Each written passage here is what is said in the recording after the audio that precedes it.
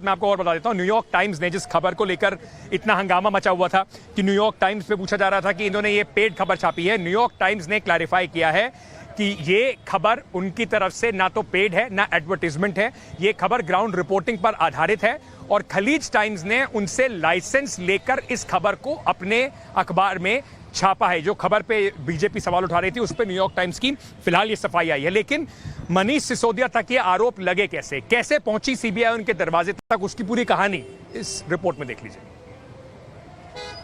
आज मनीष सिसोदिया को दुनिया का सबसे अच्छा शिक्षा मंत्री घोषित किया गया, लेकिन उसके घर सीबीआई पहुंच के रेड मारने के लिए। तो अब बारी है मनीष सिसोदिया जी अंदर जाएंगे। जब करोड़ों कमाए थे तब नहीं डर लग रहा था, अब जब सीबीआई आई है घर पे तो डर लग रहा है। सीबीआई के अलावा और एजेंसीज बहुत सारी हैं, प्रधानमंत्री जी के पास ईडी है, इनकम टैक्स है, सबका स्वागत है। आम आदमी पार्टी में नंबर 2 और राजधानी दिल्ली के उप मुख्यमंत्री के घर सीबीआई की छापेमारी हुई तो सियासी जंग छिड़ गई।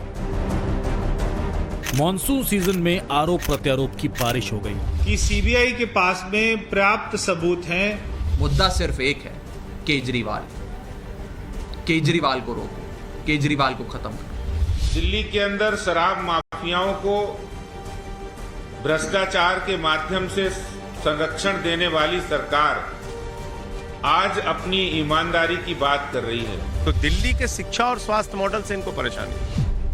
सवाल ये उठता है कि आखिर मनीष सिसोदिया के घर पर छापेमारी हुई क्यों?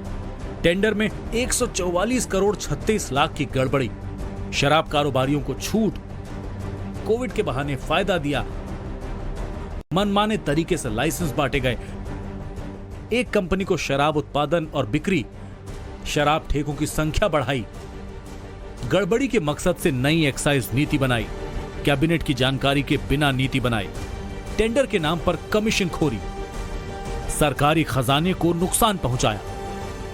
दरअसल दिल्ली के मुख्य सचिव ने दिल्ली के उपराज्यपाल को एक रिपोर्ट सौंपी थी। इस रिपोर्ट में ये कहा गया कि GNCT act 1991, transaction of business rules 1993, Delhi excise act 2009 और दिल्ली एक्साइज रूल्स 2010 के नियमों का उल्लंघन नई एक्साइज पॉलिसी में किया गया है। क्योंकि दिल्ली की एक्साइज विभाग की जिम्मेदारी दिल्ली के डिप्टी सीएम मनीष सिसोदिया के पास है, इसीलिए आरोप भी उन पर लगे। उसके बाद उपराज्यपाल ने सीबीआई को इसकी जांच की सिफारिश कर दी।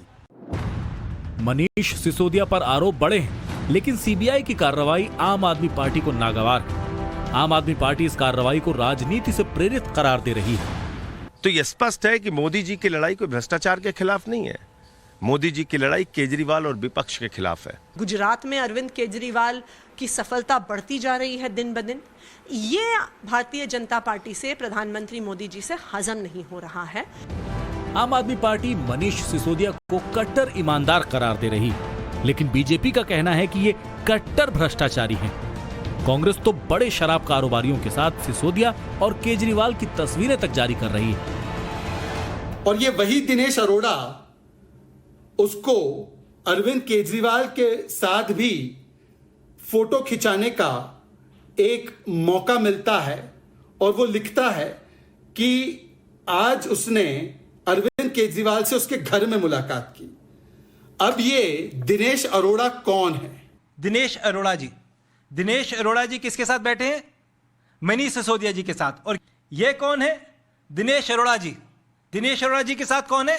अरविंद केजरीवाल जी। हम देख रहे हैं केजरीवाल जी और सिसोदिया के साथ लिकर माफिया, वो लोग जो दिल्ली के अंदर शराब बेच रहे हैं, सारी नियमों का उल्लंघन करके शराब बेच रहे हैं। तो अब शराब पॉलिसी पर छिड़े इस युद्ध के बाद दिल्ली के सियासी प्याले में तूफान आ गया है।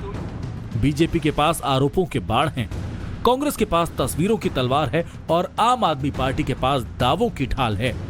अब देखना यह होगा कि सीबीआई जांच के बाद क्या मनीष सिसोदिया की गिरफ्तारी होगी या केजरीवाल सरकार बीजेपी के आरोपों की हवा निकालने में कामयाब हो जाएगी। ये आने वाला वक्त ही बताएगा। अनुज मिश्रा के साथ पुलकित नागर, दिल्ली टाइम्स नाउ नवभारत।